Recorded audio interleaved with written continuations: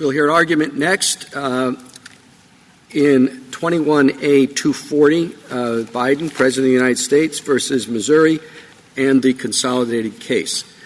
Mr. Fletcher. Thank you, Mr. Chief Justice, and may it please the Court. Hospitals, nursing homes, and other Medicare and Medicaid providers serve patients who are especially vulnerable to COVID-19 in settings that are especially conducive to the spread of the virus.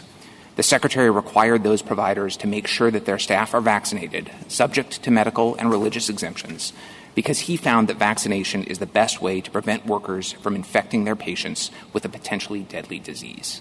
He also found that any delay in implementing that requirement would cause preventable deaths and severe illnesses.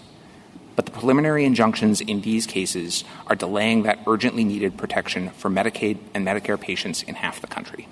This Court should stay those injunctions for two reasons. First, requiring medical staff vaccination during a pandemic falls squarely within the Secretary's statutory authority to protect the health and safety of Medicare and Medicaid patients. Vaccination requirements are a traditional and common way to curb the spread of infectious disease. Many healthcare workers are already required to be vaccinated against diseases like hepatitis, measles, and the flu. And the medical community overwhelmingly supports COVID-19 vaccination requirements, which have been adopted by providers around the country. Those requirements are, in short, the paradigmatic example of a health and safety measure. Second, the Secretary's decision was thoroughly explained and supported by the record. The states do not seriously deny that requiring vaccination will save lives. Instead, they predict that it will cause staffing shortages, especially in some rural areas. But the Secretary carefully considered that concern. He explained that experience from around the country shows that most workers actually will choose to be vaccinated rather than to leave their jobs in response to vaccination requirements. And he concluded that the risk of some temporary staffing shortages is outweighed by the urgent need to protect all Medicare and Medicaid patients during a deadly pandemic.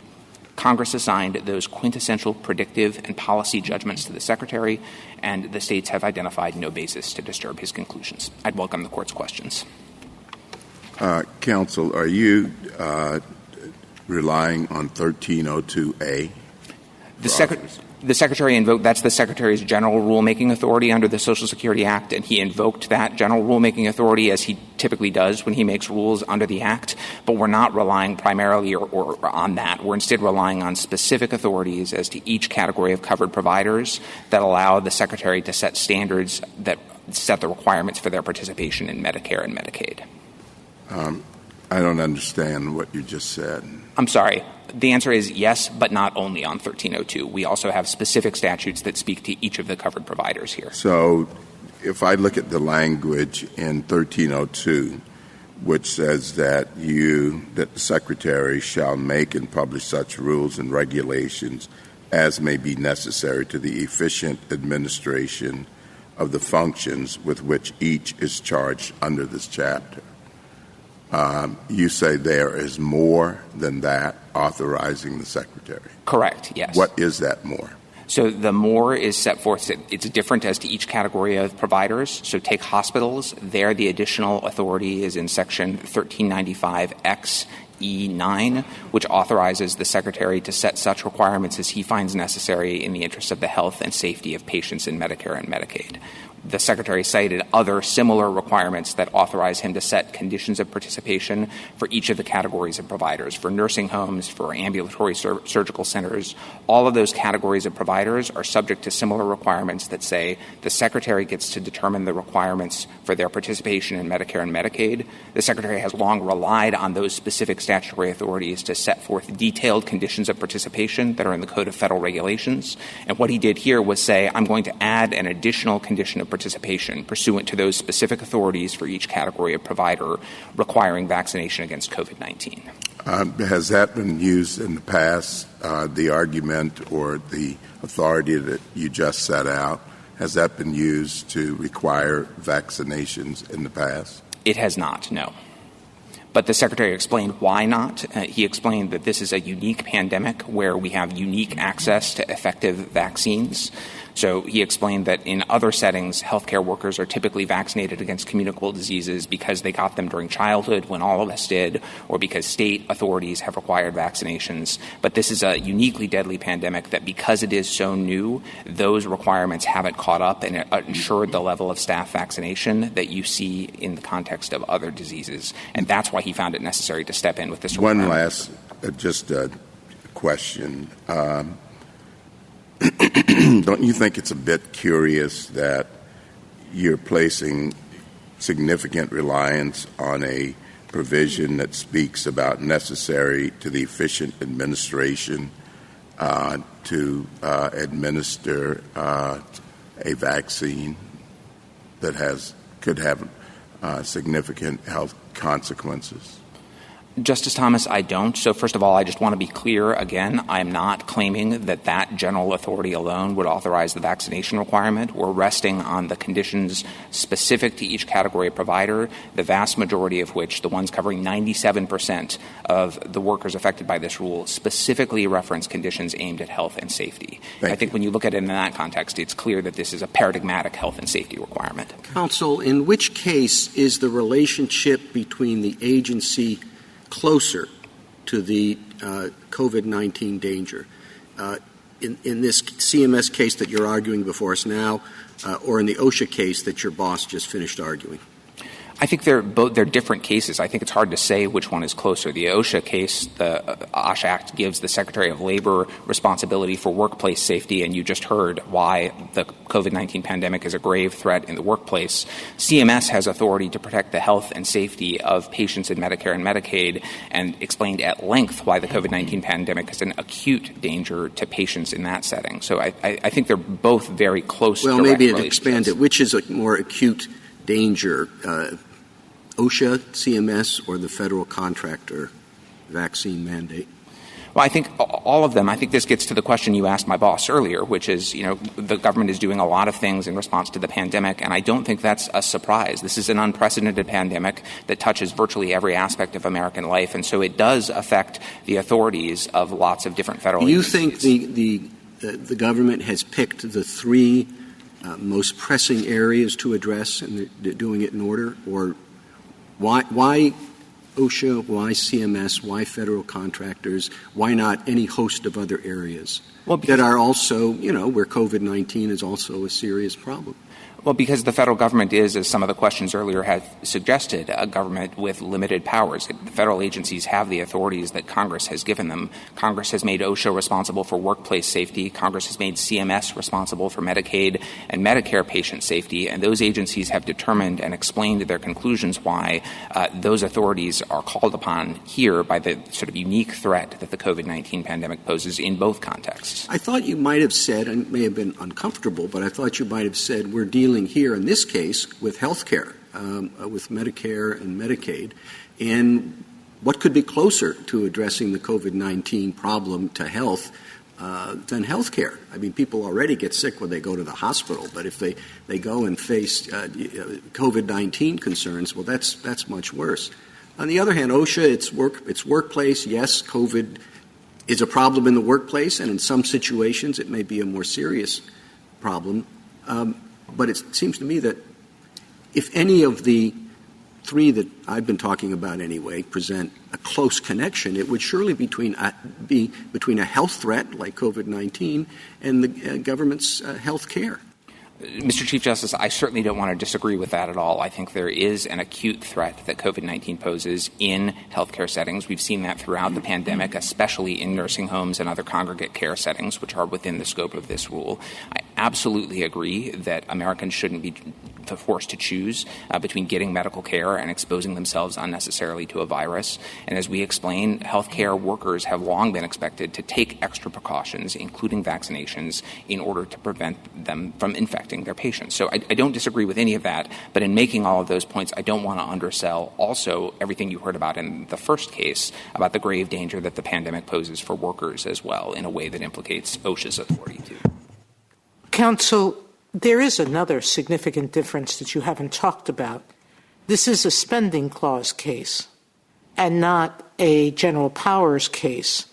And I always thought that when you're talking about spending clause, that the government has more power to define where it wants to spend its money, correct?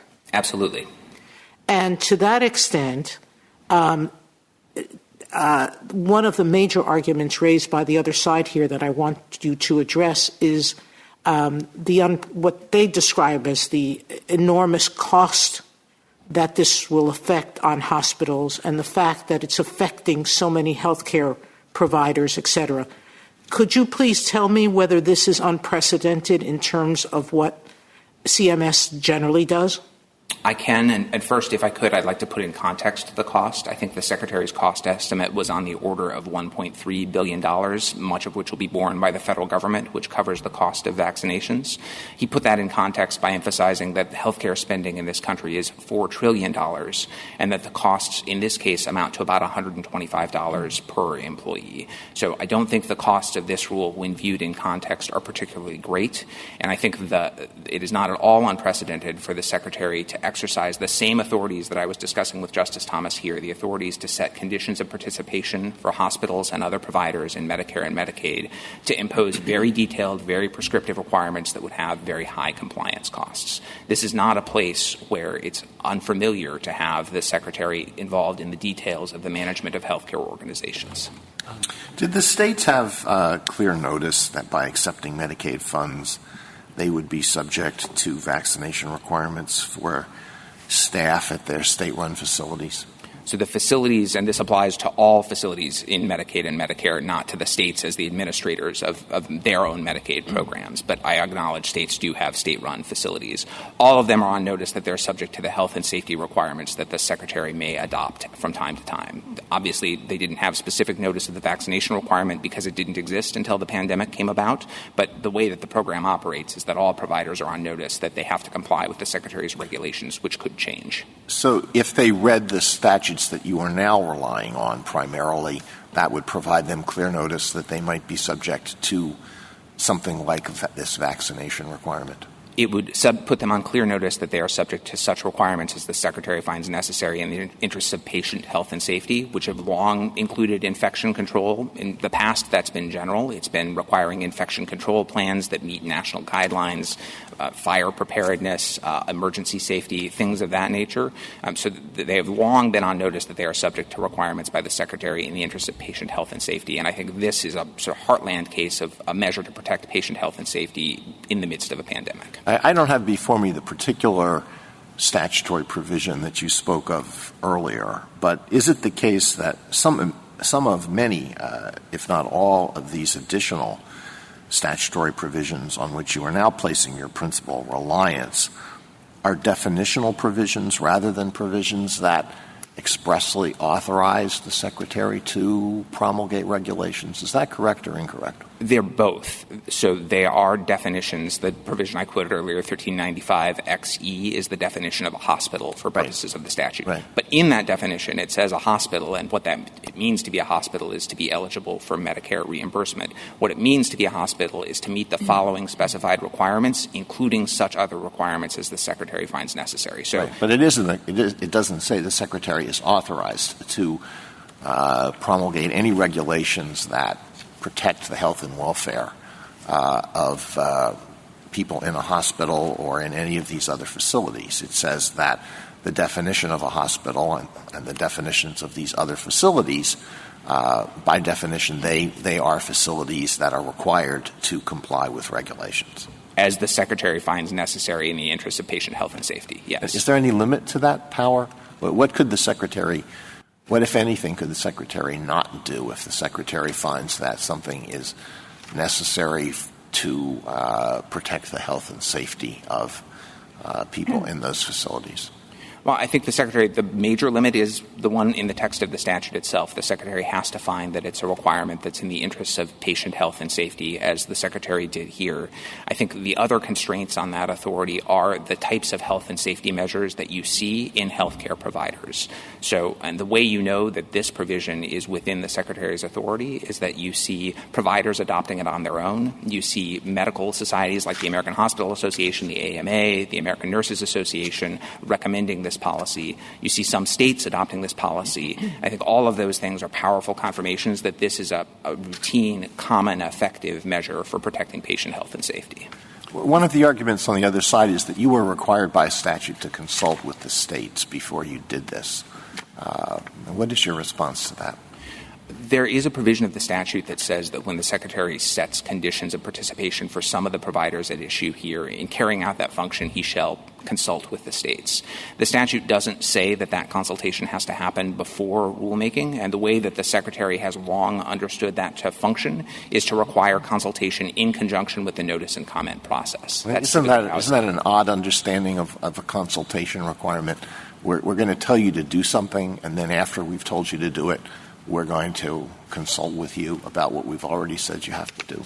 I don't think so, Justice Alito, in the context of the provisions of the statute that also contemplate, as the APA does, that in some circumstances the Secretary will have good cause to act without notice and comment. So in the ordinary case, there's going to be notice and public comment, which has the benefits that Justice Barrett referred to earlier. When that happens, you should also be sure you consult with the states and with accrediting boards. But when there's good cause to skip that, the agency has long interpreted that to mean that it can defer consultation with the states to the parallel public comment process. Is there a good cause exception in the provision that requires consultation? There isn't, but there's no temporal requirement at all. So it's actually the other side that's asking you to read into that a requirement that had happened before rulemaking and to make that requirement apply even when the good cause exception is satisfied. And we don't think there's any basis to do that, certainly not in the Secretary's past practice. This has long been the way that the Secretary has interpreted this provision in conjunction with the good cause exception to notice and comment. Mr. Fletcher, can I follow up on the questions that Justice Thomas and Justice Alito have been asking about the facility-specific statutes? I think it was wise to shift your focus to those because of their references to health and safety. But I find it difficult because the language of each of those statutes is different, and not all of them reference health and safety. So, for example, I think the one on long-term care facilities is your best, because that's the one that also refers to or requires skilled nursing facilities to establish and maintain an infection control program. That one, I think, gives you a stronger case than the ones that don't mention health and safety at all. Or, for example, for ambulatory surgical centers, the provision on which you rely describes the benefits provided to an individual, and then it lists the kind of services that would be covered, right? And then parenthetically, it says, performed at an ambulatory surgical center, parentheses, that meets health and safety and other standards specified by the Secretary. It seems to me a heavier lift to say that that kind of aside in a parenthetical is a grant of authority to CMS to impose this kind of vaccination requirement on those who work at the ambulatory surgical center. So I guess my question is this. One, the government here seeking the stay of the injunction has the burden of showing likelihood of success on the merits, and I understand because of space limits and the number of statutes on which you're now relying, it would be hard to make the specific case for each of these provisions. But what if I think some of the provisions might support you and others don't? This was an omnibus rule, and even though the Secretary in a chart identified all these, specific provisions, we don't really have before us the structural and textual arguments directed at each of these provisions. So what if I think some do and some don't? In an omnibus rule, what am I supposed to do? Well, so we agree entirely that the focus ought to be on the statutory text, and one of our complaints with the district court decisions in these cases is that they blew past all of those distinctions and didn't focus on the text at all. So we absolutely agree the text of these provisions should be the court's focus. In terms of how to think about them, I understand it's unwieldy. There are 15 different provisions. I would group them into two categories. There are 11 or so that we cite at pages 5 to 6 of our reply brief that include that specific health and safety language in different formulations, but all of them specifically referring to requirements in the interests of patient health and safety. And as we've explained, we think that this is the paradigmatic health and safety regulation, and that's reinforced by the consensus of the medical community, by other regulators, by practices of providers. Now, there are a few statutes that we cite at page 9 of our reply brief that don't include that specific language. Those statutes are the ones applicable to providers that employ about 3% of all of the workers covered by the rule.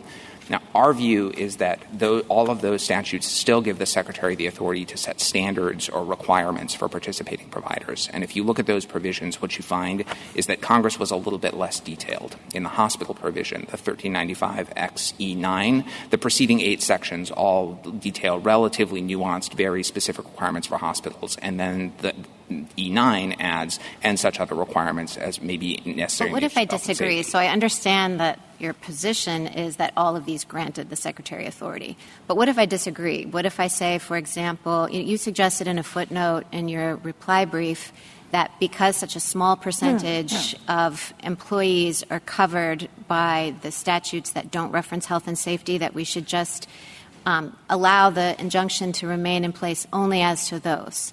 And let's say that I disagree with you that every single one of the statutes that references health and safety could be interpreted as a grant of rulemaking authority for the reason I suggested with ambulatory surgical centers. The rule is an omnibus rule. It wasn't adopted on a facility-by-facility basis. So if I assume the premise that I disagree with you that every single statute grants this authority, why shouldn't then we just leave the Fifth Circuit's injunction in place? Well, because I think to the extent you're looking at likelihood of success, that's the factor that this would be relevant to. I think that does depend, as you say, on the authorities as to each category of providers. And the Secretary included, in some sense, it's an omnibus regulation. He did it all at once, but he included specific severability language that we cite in that footnote. It's at page 61,608 and said if any of these provisions are no good, then the rest ought to stand. And so I think if you disagree with us on either the provisions that lack health and safety language or if you disagree with us on the ones that have it, although I want to talk about both of those things to hopefully persuade you otherwise, I think the result would be we don't have a likelihood of success at obtaining prevailing on those provisions. But that wouldn't justify allowing the injunctions to remain in place as to all of the other provisions, especially those that cover the vast majority of workers. So I think that's the approach we'd suggest if that's where you find yourself. Mr. Fletcher, I do understand that we could go provision by provision, but I thought in reading your brief that the general authority to pass regulations to with respect to the Secretary's functions, that all that you were saying is that generalized authority is well documented by the fact that in the vast majority of these, at least 11, if not 12, of these specific rules, they reference health and safety directly. Isn't that your point? That's our point, and in addition, that even as to the ones that don't reference health and safety, so the end-stage renal disease providers or the psychiatric residential treatment facilities, those categories, Justice Barrett and Justice Sotomayor, they still give the Secretary even broader authority to set conditions for participation. And our view is that when the Secretary is authorized to set conditions for participation in Medicare and Medicaid, that has to include the authority to set patient health and safety requirements. And in fact, that's the way the Secretary has long interpreted them. If you look at the regulations that are being amended by the provisions addressing those categories of providers, there are existing bodies of patient health and safety measures, in many cases addressing infection control already, in other cases addressing other matters directed at patient health and safety. So the Secretary has long interpreted those more general grants of authority to include the authority to impose patient health and safety conditions, and we think that's the right way to read them in the context of the statute. I dare say that I looked at some of the regulations at issue here, not the ones you passed with respect to COVID, but the other regulations. Is it fair to say that the vast majority of the regulations across all facilities relate to health and safety? I think that's fair, yes. That's certainly consistent with my reading of the regulations applicable to the facility providers at issue here. It does seem that since it's a program to serve ill people with conditions like renal failure, psychiatric conditions, other conditions, that would be the primary focus of contracting with places that are safe for those people, correct? Absolutely, and that's the way the Secretary has always understood those more general authorities. All right, thank you. If I could say just a word about the other argument that the other side has pressed heavily in this case, and that's the concern about staffing shortages. That is a concern that the Secretary acknowledged and considered in the regulation, and he explained nonetheless that he was adopting a vaccination requirement for several reasons. First, he explained that experience from around the country has shown that even workers who express hesitancy or even strong objections to becoming vaccinated don't actually end up leaving their jobs in those large numbers when vaccination requirements are imposed, when their employers can help facilitate vaccination, can counsel them, that across the economy, including in the healthcare sector, including in rural areas, including healthcare systems in North Carolina and Indiana, the Secretary found that vaccination requirements achieved very high levels of compliance. He sought comment on the issue. He sort of welcomed input from stakeholders about the particular challenges faced by rural hospitals. But he also explained that any temporary staffing shortages are likely to be relatively minor in the context of this industry, which already faces enormous staff turnover every year. He said the rate of staff turnover in the healthcare industry generally is about 25%. In normal conditions, and that in those circumstances, any marginal additional turnover attributable to the vaccination requirement does not outweigh the need to impose this health and safety measure that, again, is supported by the medical community and has already been adopted by providers around the country. Thank you, counsel. Justice Thomas? Justice Breyer, anything further? Justice Alito? Justice Kagan? Mr. Fletcher, the states talk quite a bit about the time that it took the administration to get out the good cause rule and suggest that in that amount of time it could have done a full notice and comment proceeding. I guess I would like you to comment on that. Is that true? It's not, for a number of reasons. I think the clearest is the provision governing notice and comment regulations that applies when good cause isn't found for the Secretary. 1395HH says that the Secretary has to allow a 60-day comment period. So that right there is more than 2 months. In addition to that, the Secretary has to write the rule, which involves not just developing the regulation and fitting it into the existing conditions of participation for 15 different categories of providers, but also writing the sort of detailed cost-benefit analysis and Paperwork Reduction Act analysis that are required by statutes and executive orders and that occupy dozens of pages at the back end of the rule. So I think the suggestion that in 2 months the agency could have completed notice and comment rulemaking is inconsistent with both the applicable legal requirements and just experience with regulatory process more generally. Yeah, I guess sort of for an ordinary person might say, well, if it's really important, why don't you just work faster?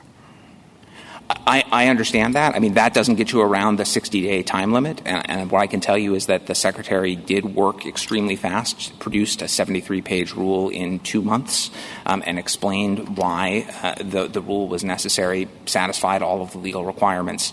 And I think, I don't want to fault my friends on the other side, but I think if the Secretary had rushed something out with a less thorough explanation, I think we'd be hearing legal challenges that he hadn't adequately explained things or considered things or calculated out the cost benefits. I think agencies that are trying to make policies that will stick have to make sure that they engage in the kind of robust analysis and document that analysis in the way that the Secretary did here. Justice Sotomayor? Anything further?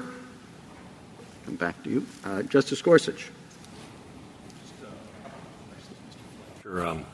This statute, unlike the OSHA statute, actually contains an express limitation on the Secretary's authority that we haven't yet discussed and that I know you're familiar with. Among other things, it says, the Secretary shall not control the tenure of employees at covered health care facilities, or their compensation or their selection. And this regulation, arguably, the other side will say, I'm sure we're going to hear it, so I didn't want to hear you have a chance. It's going to say this effectively controls the employment of individuals at these healthcare facilities in a way that Congress specifically prohibited. As I understand your response, it is we're just providing money or not providing money. And by withholding money, we're not controlling who you hire.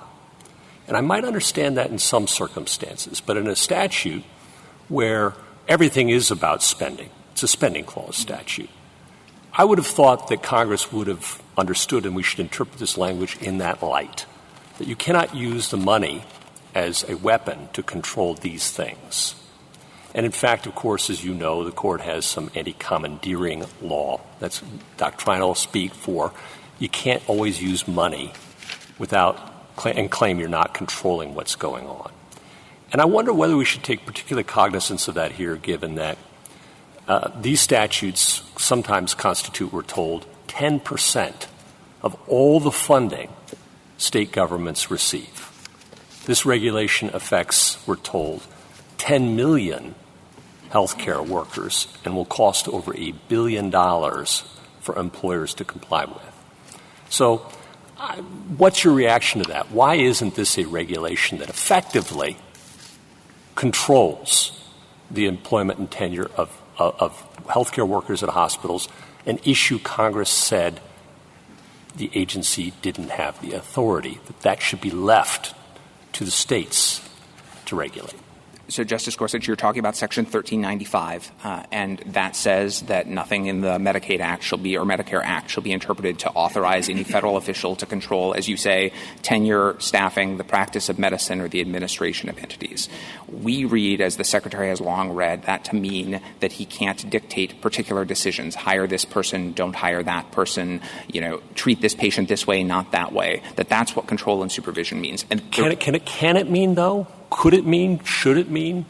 Have we in other cases interpreted similar language to mean you can't use money in a way that commandeers a state or private entity? So I think the most direct answer is that it can't mean that in this context, because you have to Could it mean it, and do you agree that it means that in other contexts?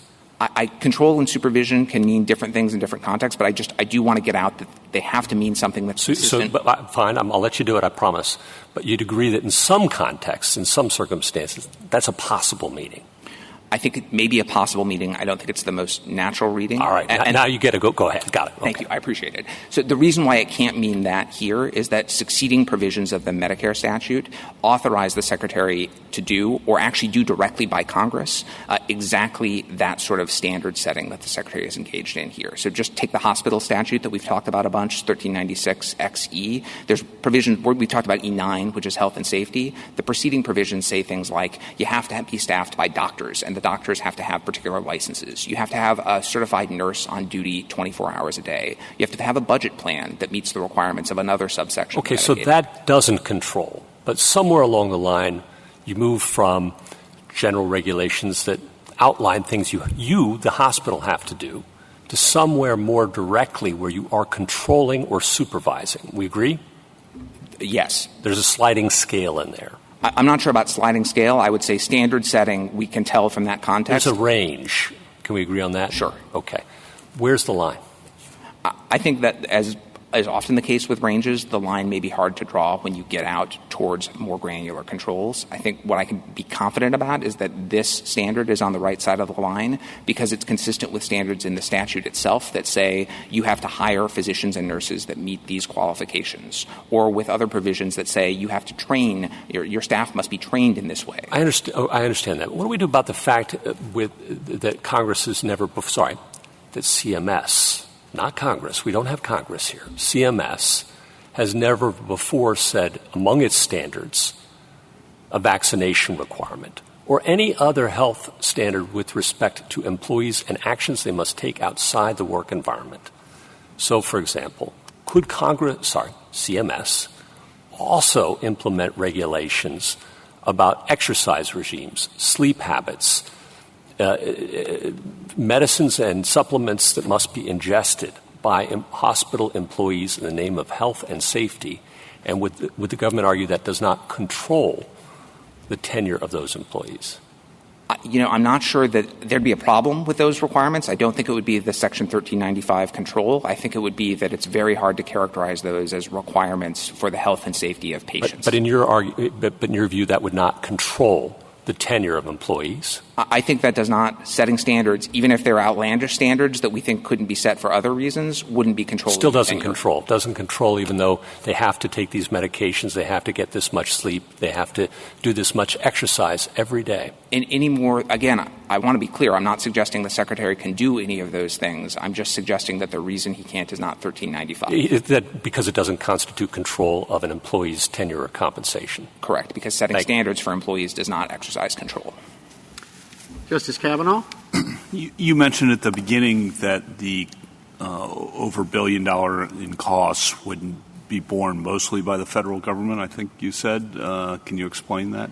Sure. I think in large part by the federal government. So the Secretary, in estimating the cost, said a big driver of the cost was going to be the cost of the vaccinations themselves, the shots, and the cost of administering the shots. The Secretary explained that he was including that in the cost-benefit analysis to be comprehensive about the effects of the rule, even though the federal government covers the costs of vaccines for most employees and would cover them here. Okay. And then on the question, to follow up on Justice Gorsuch's question, what is the story, as you understand it, for why CMS has not previously required flu shots for healthcare workers or some of the other vaccines that, as you pointed out, the states still insist upon for healthcare workers? Is there a story there, or explanation there for why CMS has not previously done that? I think the Secretary laid this out and sort of identified different reasons as to different categories of vaccines. So as to some where state vaccination requirements mean that everyone is basically vaccinated against those diseases already, there was no need for the Secretary to do that. The Secretary also hasn't acted with respect to flu vaccines. Some states have done that. Not every state has done that. But the Secretary explained that this is a pandemic that is a much graver threat than the seasonal flu is, and also that these are uniquely effective vaccines, and explained that it's that combination, the sort of unique pandemic situation that we haven't seen before and the uniquely effective vaccines that led him to choose to adopt that here. Thank you. Justice Barrett? Are you arguing with respect to the facility-specific grants, and this goes back to the questions that Justice Sotomayor asked you after we last talked, are you arguing that those facility-specific grants inform the general grants in 1302A and 1395HH such that we should interpret the general grants as encompassing the authority to impose health and safety measures? Or are you arguing that even if we pretend that these two general grants don't exist, that the facility-specific grants would nonetheless equip the Secretary with this authority? I think the latter. I think I'd be making the same argument even if we didn't have the general grant. I think the general grant, reinforces the idea that when the Secretary sets standards, he has the power to do that through regulations, but we're relying primarily on the specific grants, and I think those would be sufficient even if you set aside 1302. Thank you. Thank you, counsel.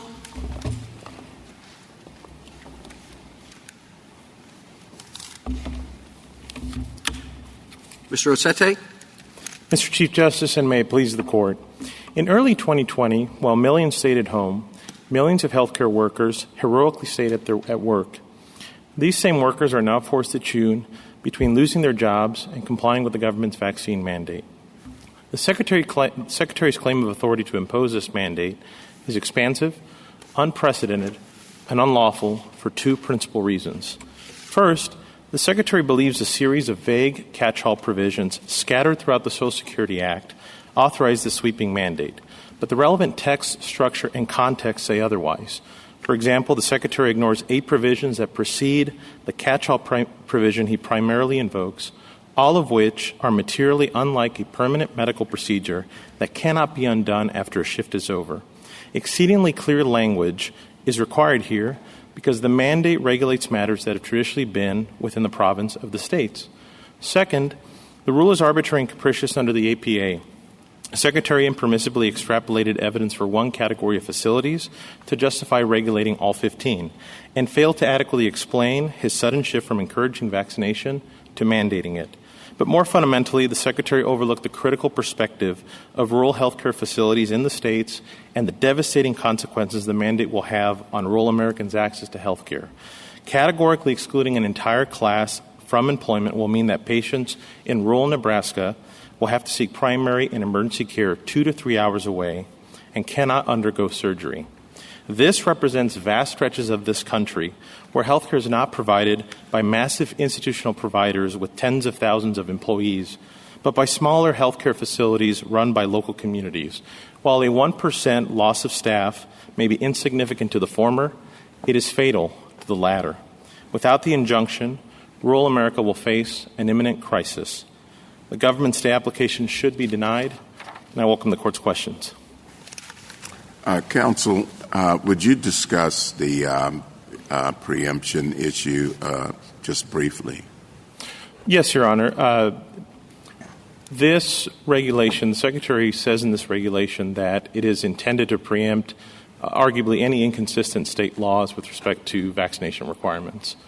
And, for example, in this case, the most direct example I can point to, Your Honor, is at 20-7-134 of the Arkansas Code that prohibits as a condition of employment any sort of vaccination requirement.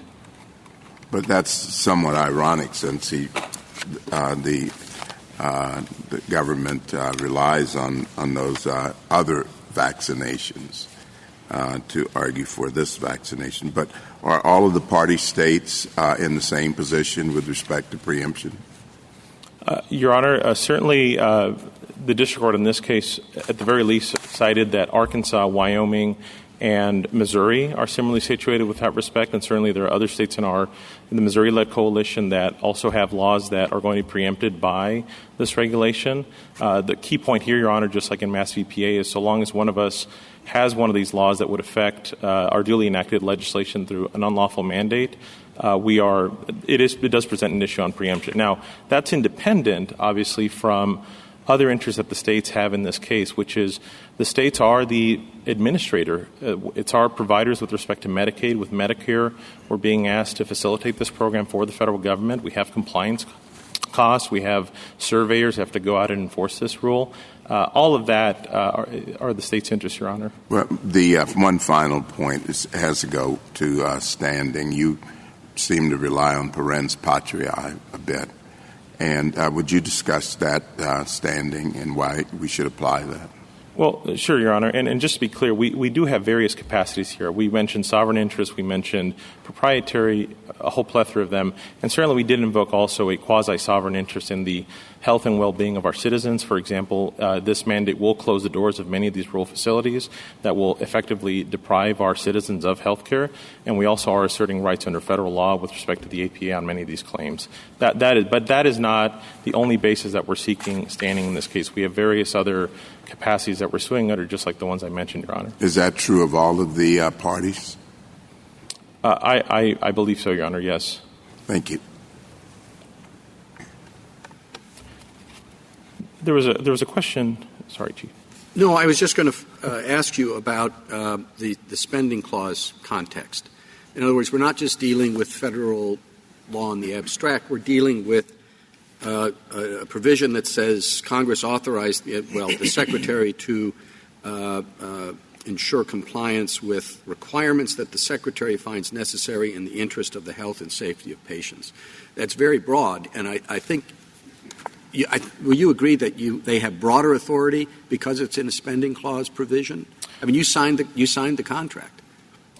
Well, sure. And even in the spending clause, I would say two responses to that, Your Honor. First, even in the spending clause context, as Justice Alito mentioned earlier, the states are entitled to clear notice. So there is whatever conditions the Secretary does state, they have to derive from unambiguous grants of statutory authority. And in this case, Your Honor, we respectfully disagree with my friend, Mr. Fletcher, because he only cites certain parts of these provisions. For example, with respect to the hospital in this application, he ignores the such other requirements language that precedes the Secretary's authority to regulate health and safety. And many of those provisions, for example, E1 through 8, none of those talk about immunization. They talk about record keeping. They talk about discharge procedures. They talk about Mr. many... Mr. Rossetti, really, do you think that the CMS head and that the Secretary of HHS are bookkeepers with respect to this statute? Do you think that they don't have responsibility to protect the safety of these two incredibly vulnerable patient populations? Isn't that their principal responsibility in these laws? Isn't that the most important thing that both of them do? Your Honor, certainly the Secretary does have authority to set requirements in the interest of health and safety. All I'm saying is you have to look at the statute in context. I'm not saying that HHS is somehow just this record-keeping function. I mean, certainly it is important for these facilities to have adequate record-keeping. You're dealing with vital records, health records, other things.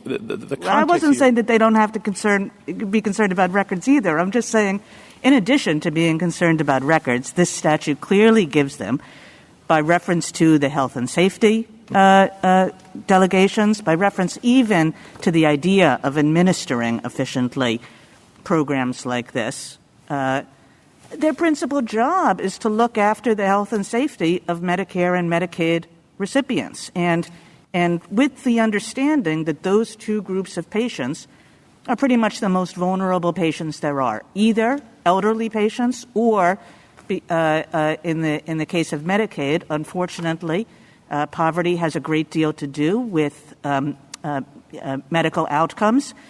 So, with respect to these two vulnerable populations, and especially vulnerable when it comes to COVID, how can it not be the principal prime responsibility of the CMS head and the Secretary of HHS to look out for their health and safety? Because that responsibility that falls in E9 with respect to the hospitals, which is what the Secretary has put forward in this application, that authority is informed, the grant of authority in that section is informed by the other provisions in that statute. Doubly so here, Your Honor, where you have a situation where this court has said that ordinarily compulsory vaccination is not something that ordinarily concerns the federal government. That was in Jacobson at page 38. Doubly so here, Your Honor, because when you're going to significantly alter the balance between state and federal power, something that has traditionally been in the province and the states, you have to do so with exceedingly clear language. The court said that in Alabama Realtors recently. The court said that also in U.S. Forests in 2020. That is the kind of language we're asking here. It's not that the Secretary... Do you think that the Secretary can require the adoption of various infection prevention and control measures? Can they say to hospitals, you have to sterilize your instruments, you have to wash your hands in a certain way? One of the things we understand about settings like this one is the way that infections spread. Sure. And you have to do a variety of things to make sure that you prevent the spread of infection. Can they do that? Your Honor, absolutely. Because that's their job, right? Your Honor, certainly with respect to 1395 I-3, D3, which goes to skilled nursing facilities, there's express language that the Secretary can adopt infection control measures to prevent the spread of diseases. Whether there's express language of that kind or not, the responsibility to look after the health and safety of vulnerable populations includes requiring infection prevention and measures. Isn't that right? Well, certainly, Your Honor. If Congress decided to write statutes in very express terms with respect to the skilled nursing facilities, and I will submit... I think you're ignoring the question. Put that aside. Suppose it didn't say infection at all, but it says you have to look after the health and safety of your patients. Does that include infection prevention? It may very well include infection prevention. I guess all I'm saying is that in this case, Your Honor, where there is express language that talks about that, Congress knows how to do that and chose not to regulate with such specificity. Your view is what you're saying is they don't have authority under this. Is that in response to Justice Kagan? Your Honor, they can't say wash your hands. Can they say if there's a diphtheria we don't want anybody with diphtheria walking into the hospital because everybody will get it? You're saying they can't say that. Is that right? Your Honor, there are various measures. Well, are you saying that or not? Take the example that Justice Kagan gave of the washing hands or sterilizing instruments, or the one I just gave you of diphtheria. Can they say it or not? Yes, they can regulate. All right, if they can say that, then why can't they say in the same breath, and by the way, we don't want you walking in here in crowds that will spread COVID, and this is how you stop it. All right. Why can they say the one and not the other? Because taking off gloves and masks, a vaccine cannot... I didn't say that. I said diphtheria. Your Honor, the Secretary certainly has authority to implement all kinds of infection control measures at these facilities. No, I'm not disputing that, Your Honor. Well, all the Secretary is doing here is to say to providers, you know what, basically the one thing you can't do is to kill your patients. So you have to get vaccinated so that you're not transmitting the disease that can kill elderly Medicare patients, that can kill sick Medicaid patients. I mean, that seems like a pretty basic infection prevention measure. You can't be the carrier of disease.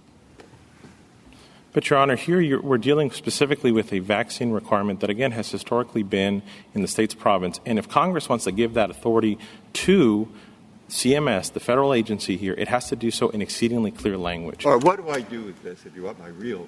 And perhaps you can tell me I'm way off base, and I don't mind if you do. But, I mean, here we are, asked for a stay. Okay? Mm-hmm. And in the one case, either this will go ahead or it won't. In the case earlier, it'll go ahead or it won't. And to what extent can we take account of what I think would be relevant with stays or not stays or how we act in the interim and da-da-da-da-da. Okay? That there are 750,000 people got this yesterday, that the hospitals are full to overflowing, that there is a problem worse than diphtheria, that people all over the world are getting this, and they are here too, and they're dying. That's what we're trying to ask you. Or they're filling up hospital beds and others are dying because they can't get in. Okay? Now, public interest, call it something else, call it what you might. But it seems to me, it's hard for me to believe, look, it seems to me that every minute that these things are not in effect, thousands of more people are getting this disease. Okay? And we have some discretionary power. And therefore, will you tell me I can't take that into account? To me, that's fairly unbelievable, but I want to hear it.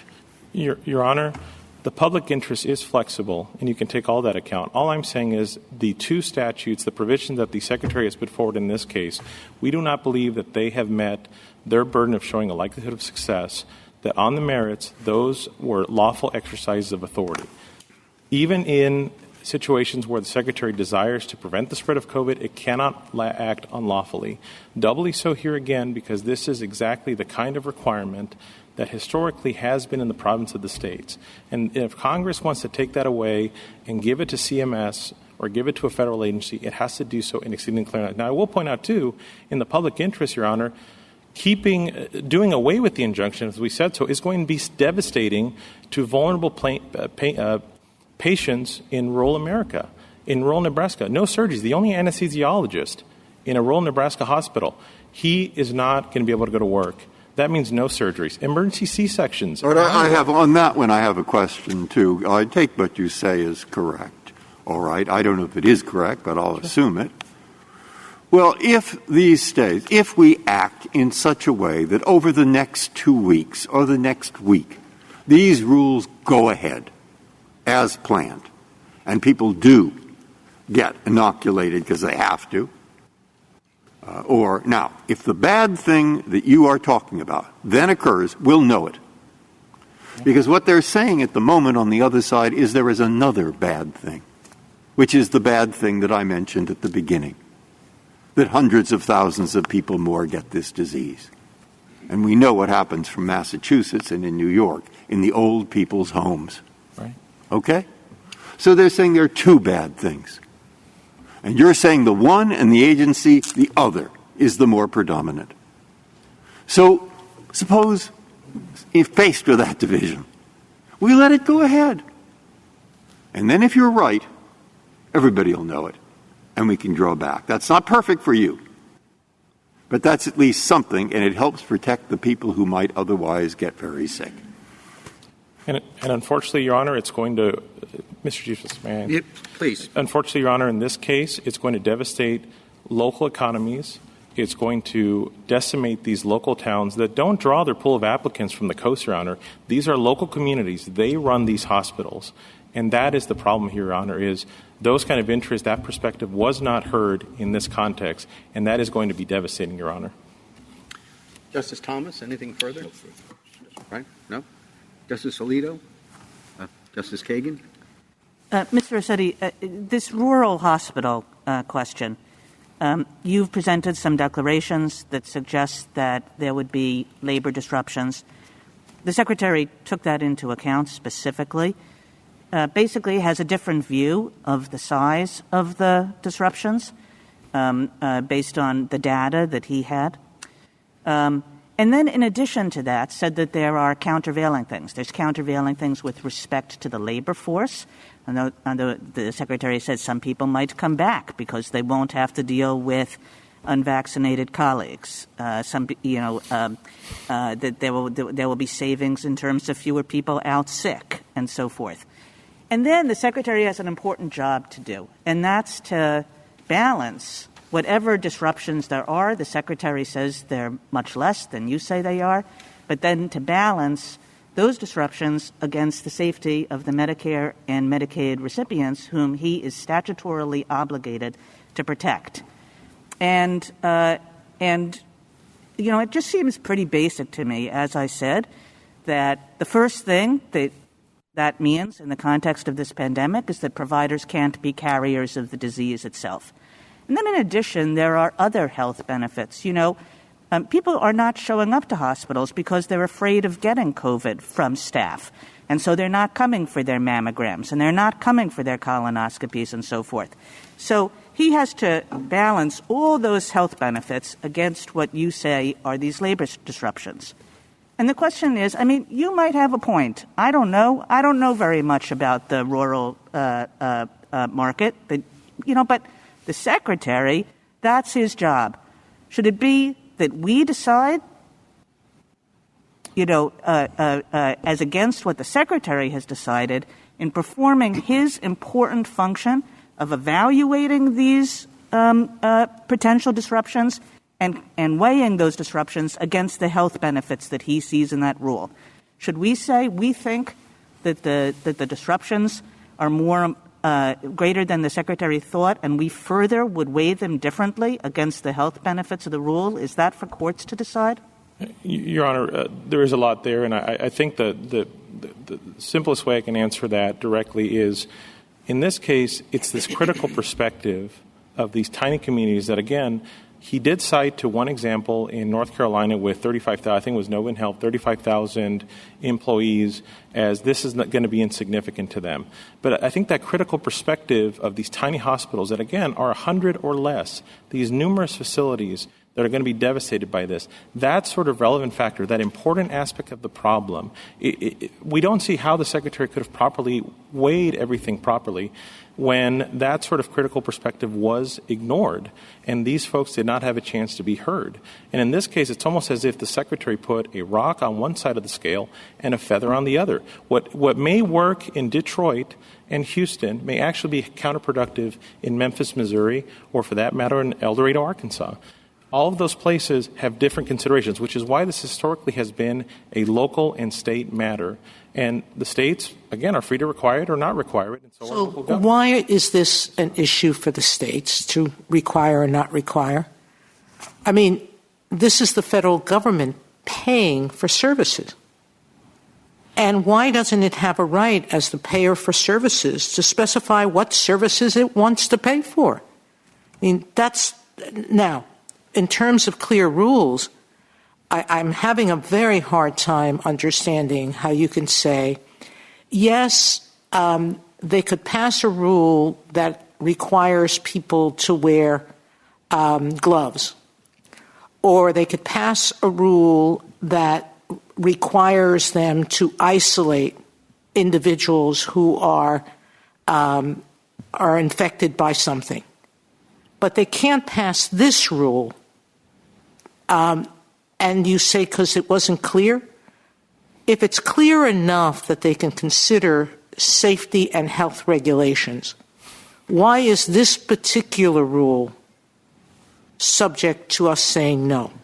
Because, Your Honor, this court in Jacobson in various cases has drawn the line at compulsory vaccination being something that the states do.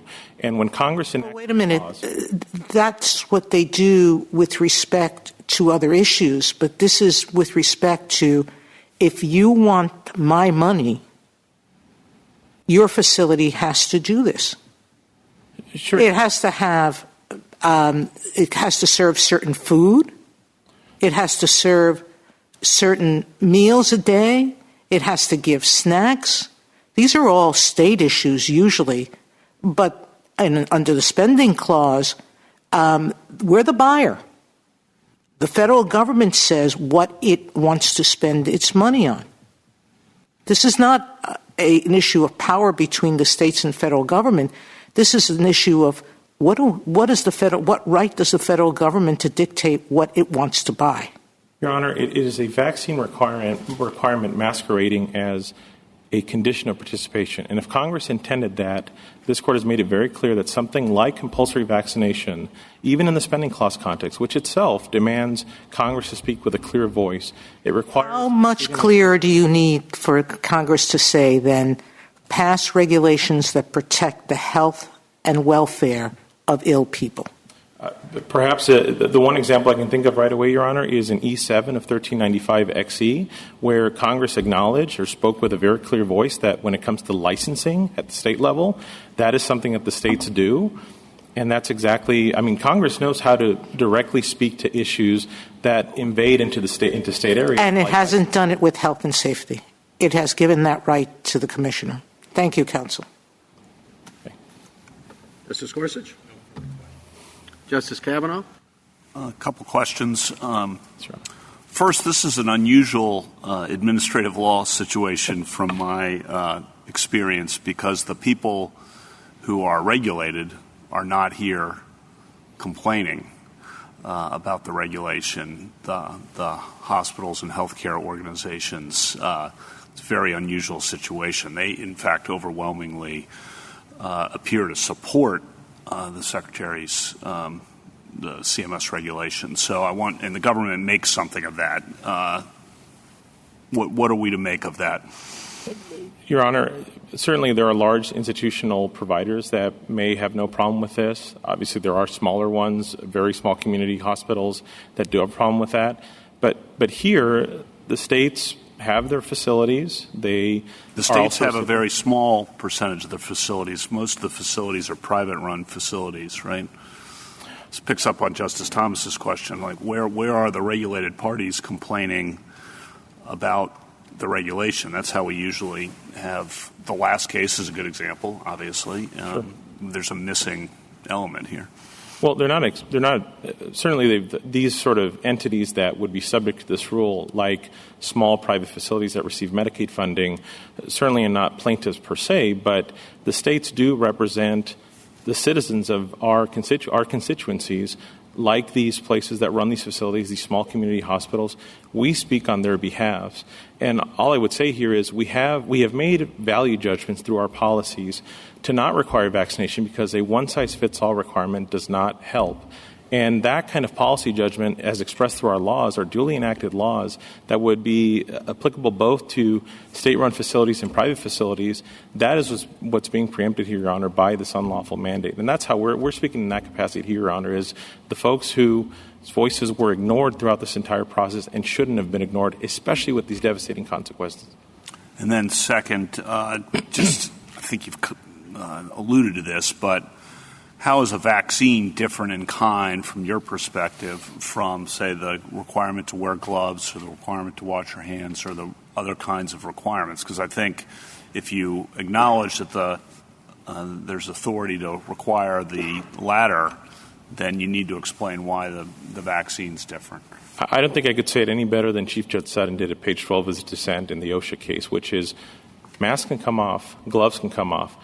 A vaccine requirement, the taking of vaccine is a permanent medical procedure that cannot come off after work is over. That is, there are materially different conditions, materially different procedures at stake. And when you look at the context, for example, in the hospital requirement, 1395XE, nothing in that statute comes close to authorizing this precise mandate in this case, which is going to have devastating consequences for vast swaths of this country, Your Honor. Thank you very much. Justice Barrett? Questions? Thank you, counsel. General Murrell, are you still on the line? I am, Mr. Chief Justice. You may proceed. Thank you, Mr. Chief Justice, and may it please the Court. This case is not about whether vaccines are effective, useful, or a good idea. It's about whether this federal executive branch agency has the power to force millions of people working for or with a Medicare or Medicaid provider to undergo an invasive, irrevocable, forced medical treatment, a COVID shot. It's a bureaucratic power move that is unprecedented. If it can do that, the question still remains as to whether it properly exercised that power here. The district court answered no to both questions at the preliminary injunction stage, and the court below supported its ruling with a number of well-reasoned conclusions. Now, without even addressing all the underlying bases for the ruling, the government asked this court to jump ahead of the Fifth Circuit and dissolve the injunction, irrevocably changing the status quo in a way that will effectively give the federal government all the relief it seeks. This will create chaos in state provider networks, limit access to care for the poor and needy, and eviscerate informed consent for millions of people. The court should reject the government's request and maintain the status quo because the district court's holdings were correct on all counts. I'm happy to take questions or speak to some of the questions that have already been asked by the court. Just briefly, counsel, I'd like you to address whether or not, or at least to what extent, this rule preempts rules of your state. Justice Thomas, it does preempt rules of some of the states in our coalition. I don't know that it preempts rules in every state, but it affects Alabama, Louisiana, and Montana in different ways, different laws. Could you address, as I asked earlier, the parens patriae standing? I think that's going to be an important matter, and I'd like you to address it. So I think we have parens patriae standing to protect the interests of our citizens, but that is not the sole basis on which we appear in these cases. And there's been, some questions about Medicare and Medicaid. I think the government has conflated those two programs in an enormous way, because just in Louisiana alone, I can tell you that 41% of our budget is Medicaid funding. So we have enormous interest in the way these programs operate, and that's one of the reasons why there are express consultation requirements built into the statute. Thank you. General, do you agree with the district court's statement that COVID, this is a quote, COVID no longer poses the dire emergency it once did? Your Honor, I think that is those are shifting sands. Obviously, COVID conditions can change at any given time, and they have.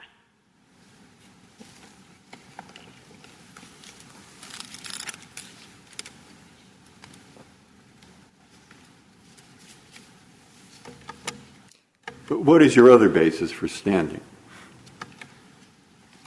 Our basis for standing is that we are being regulated directly by this rule. We have to implement it, and it affects our provider networks. It directly affects Medicaid funding, and that is a program that is implemented entirely by the states. I don't think I could underestimate enough the impact on the states and their provider networks. That's precisely what the declarations that we submitted, and I think many that were submitted in the Missouri case also go to, is the effect on our ability to actually provide access to care, which is the actual primary goal of this program. I'd like to touch on the spending clause issue just a bit. It was a broad provision that you agreed to, which authorized the Secretary to impose requirements that the Secretary finds are necessary in the interest of the health and safety of patients. Why did that not give you adequate notice that something like this could be enacted? I don't think that gave us any more notice that could be enacted than, no one even expected COVID, so how could we possibly have expected to have the federal government, through a spending condition imposed upon us years after this program was created, co-opt a quintessential state police power for deciding whether its citizens should be vaccinated or not? That's just not something that we could have reasonably anticipated, given the general broad language that is put into the statute. And again, I don't think that their primary role is to actually provide directly for the health and safety of the people. It is to provide funding to the states to implement these programs, or through Medicare to reimburse for health care to individuals.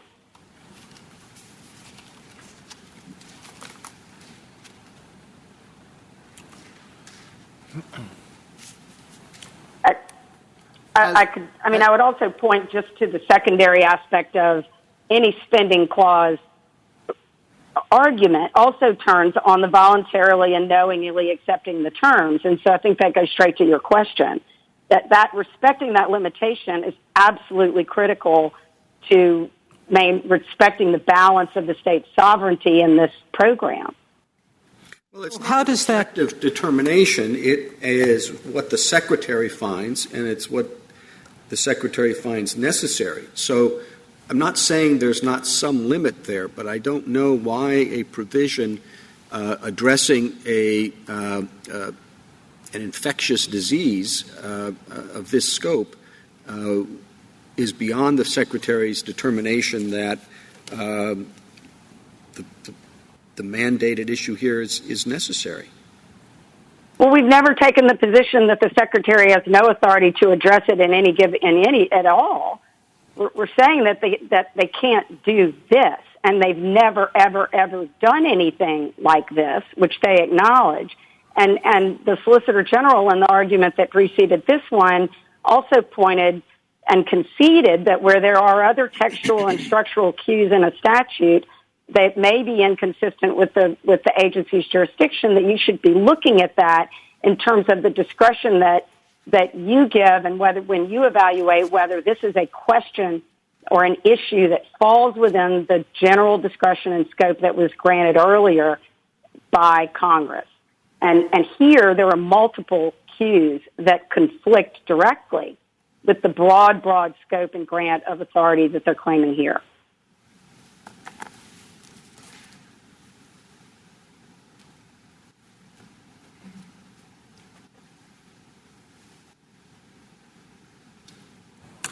Do you think we need to find that you have parents patriae standing in order to take into account the interests of employees within your state who do not want to be vaccinated? Is that a standing question, or is it a question that can be taken into account in the context of determining what the statute means and whether it satisfies whatever requirements there may be under the spending clause?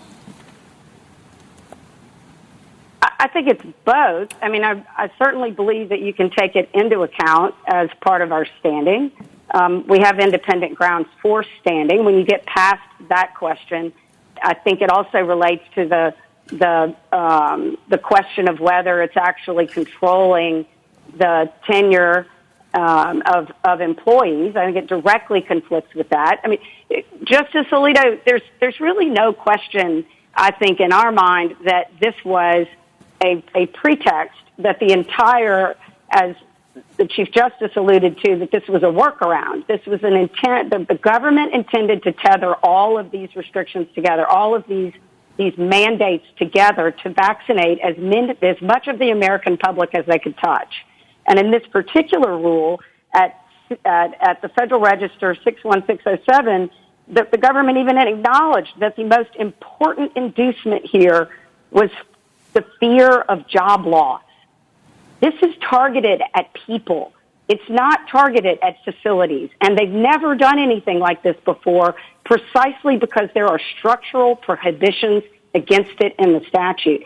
And where we are in this procedure is extraordinary. They want you to dissolve an injunction, parts of which have not even been contested, so that they can upend the status quo, which will disturb enormously our provider network. Well, all that's true, but I'd like to get your response. I mean, there's some truth to what you say, but I'd like to get your response to what I asked previously twice, really.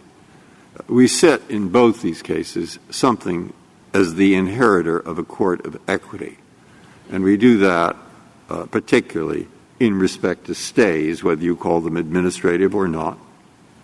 And that may be both sides, and in the other case, that's why I say the side in each case that is predicting harm if the agency rule goes into effect. And the other side predicts serious harm if the agency rule does not go into effect. And as you heard in the OSHA case at the last minute, On the one hand, if they have to start complying with this, they have to get plans and the employers are hurt. On the other hand, if they don't start to get those plans ready, looks like a lot of people will get sick and take up hospital beds or worse. So in weighing those equities, why don't we have to take and put quite a lot of weight on avoiding even by a minute or a second? Because if you divide 750,000 by the number of seconds in a day, you get a lot of people. And why do we not have to take those things into account, see how the government would balance them, see if that is reasonable, and be very wary at the least of interfering with rules that will, in fact, save people's lives or hospital beds or from getting the disease? You see what I am saying? I'm asking, I'm putting a burden on you to say, yeah, that's what I am. I do. I understand the question. Yeah. I think, first of all, these aren't just plans. Here, this rule is different. There's no test and mask exception. This is a vaccinate, and it's a short shot clock. And so they do not have a choice. They have to be fired or they cannot be hired. And so it handcuffs our providers in a way that is extraordinary and immediate. And that the status quo right now is that they still comply with all the other rules of Medicaid and Medicare, which means they have infectious disease control measures in place. They are doing the very best job that they can. They need all the boots on the ground that they can get, and this rule will actually change that. It will immediately change that. So I think it is extraordinarily different, and it also comes up in a different context. It comes up in the context of a preliminary injunction, multiple injunctions, but specifically in ours, where they did not even contest certain aspects of it. So they present to you a request for a stay that does not even contest certain aspects of an injunction that they want you to overturn. Thank you. Counsel, I'm having a very hard time trying to do this state power argument with respect to a standing clause program that doesn't affect the states directly except as proprietors. Because as proprietor of state-run facilities, those are the ones that are affected by this rule. The private facilities are, and as one of my colleagues noted, Justice Kavanaugh, we don't have many amici of them complaining. But putting that aside, I am having a hard time understanding how and why a rule like this is so substantially different than the volumes of rules that CMS has with respect to so many issues involving health and welfare. They tell you how high the bed has to be. They tell you how close hand sanitizers have to be. This is before COVID. They have so many different rules that one could arguably say belonged within the state's rights that give me a working principle that says to the federal agency charged with the health and safety of patients, who believes that the only way to protect these vulnerable patients is by this one tactic, by this one step, why that should tie their hands.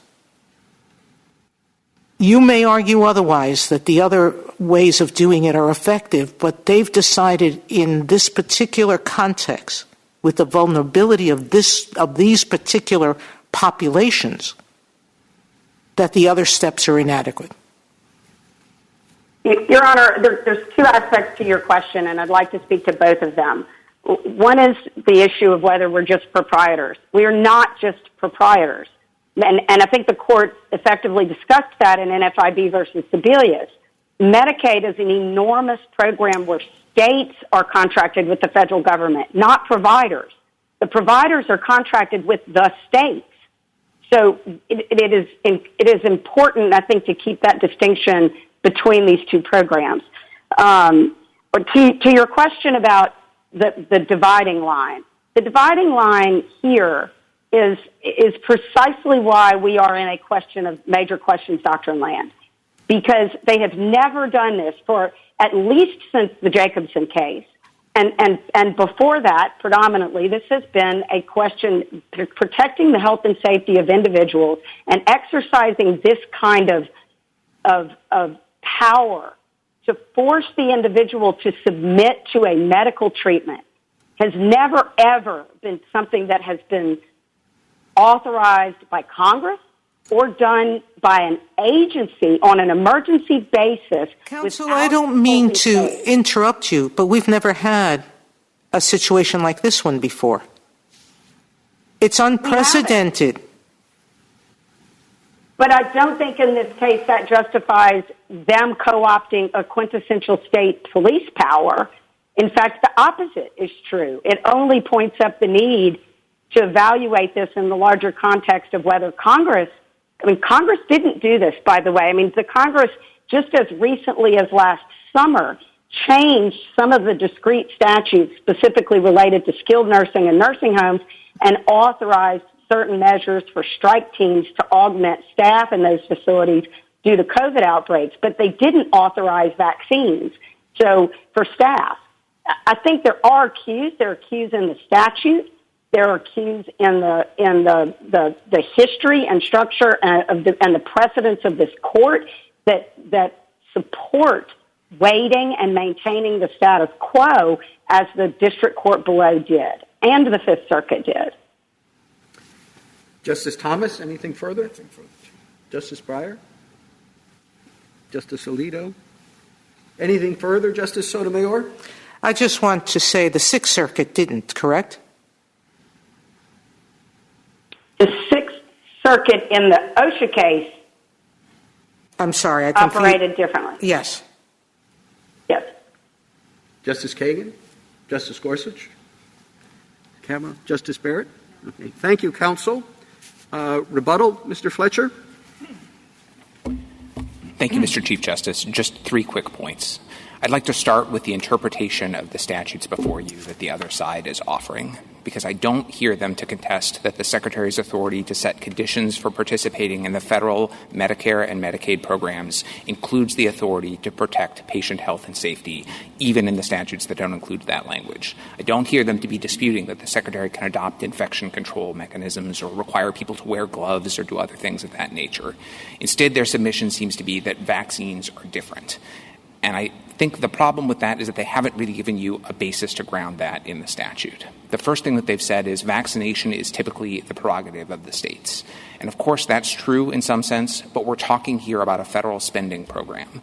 And the regulation of medicine is typically the prerogative of the states. Usually it's the states who require hospitals to make sure their employees wear gloves or they follow the fire code or they have sprinklers, things like that. But no one disputes that Congress has given the Secretary the authority to make sure that providers who are providing care under the aegis of the federal Medicare and Medicaid program live up to standards set by the Secretary.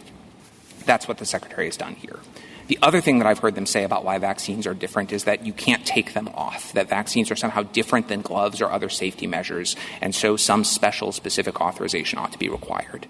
And I just don't think that can be squared with the context of the healthcare industry. Vaccination requirements are common throughout our society. They're particularly common for healthcare workers. They've been adopted voluntarily by providers around the country. You have virtually the uniform view of the medical community telling you that this is the best way to protect patient health and safety. If anything, I think it would be bizarre to say that the Secretary's authority to protect the health and safety of Medicare and Medicaid patients does not include the authority to adopt a measure that you see other regulators adopting, the medical community urging, and other providers adopting voluntarily. The whole point of the statute is to let the Secretary make sure that the standards of care for Medicare and Medicaid patients meet best practices, and that's what he's done here. The second point I want to make, Justice Barrett, goes back to the colloquy that you and I had earlier about some of the different statutes. I hope we persuaded you that we're right about all of them, but in case we have not, I just want to make the case that it actually is worth the candle in this stay posture to go provision by provision. So as we explained, 97% of the employees affected by this regulation are covered by statutes that include the express health and safety language. Even if you just narrow it down beyond that, three categories, the largest three categories of providers, hospitals, home health agencies, and long-term care facilities, account for more than 90% of the covered workers. This is shown at the table at page 61,603. All of those provisions have express health and safety language of the sort that we've been discussing, and two of them, long-term care facilities or nursing homes and home health providers, actually include the extra provisions that we cite at page 6 of our reply that says the Secretary has not just the authority to ensure health and safety, but also the duty to do so. And I think at an absolute minimum, it's worth letting the rule go into effect as to them. And finally, Justice Breyer, I want to come back to a point that you've raised a few times about the equities because we are here on a stay. And I think a couple of observations to make about the equities. The first is a point that Justice Kavanaugh raised. You don't have providers before you here. You don't have workers before you here. Instead, providers and workers overwhelmingly support the vaccination requirement. Instead, you have before you states who do operate some facilities covered by the rule, but only a tiny fraction of them. The second thing I'd say is that even as to the providers and the workers who are covered by the regulation, some of my friends' presentation has suggested that if the stays are lifted, or if the preliminary injunctions are stayed and the rule goes into effect, that means that tomorrow people are going to be out of a job. And that is not true. The Secretary has put out guidance after the Fifth Circuit narrowed the previously nationwide injunction to cover only the plaintiff states here, put out guidance giving regulated entities 30 days to come into compliance as to the first shot, 60 days to come into the compliance as to the second shot, and making clear that even if a regulated entity has not met full compliance by that 60-day deadline, if the entity is at 90% compliance and has a plan to come into full compliance within 30 days, the Secretary won't take enforcement action. Even if that isn't met, even if at the end of 90 days there's still not full compliance, the Secretary has always exercised enforcement discretion before terminating a provider from the program. And one of the things the Secretary has considered is access to care issues of the sort that the other side has raised. So there are ways to address some of the problems that my friends have relied on, even if the rule goes into effect. On the other side of the ledger, and this is where I'll close, if the preliminary injunctions remain stayed, then we know what the consequence is. We know that this urgently needed measure is not going to be in effect to protect Medicare and Medicaid patients in half of the country during a pandemic. And I think the Secretary found, and I don't think anyone seriously disputes, that any delay in the operation of the rule will cost lives and cause unnecessary serious illnesses. We'd ask that the preliminary injunctions be stayed.